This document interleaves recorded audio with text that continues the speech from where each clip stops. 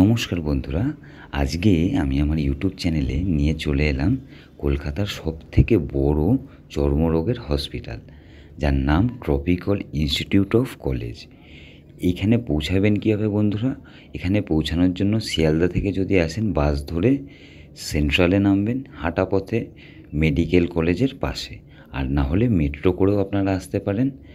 বন্ধুরা, মেট্রো সেন্ট্রালে নেমে হাঁটা পথে একটুখানি।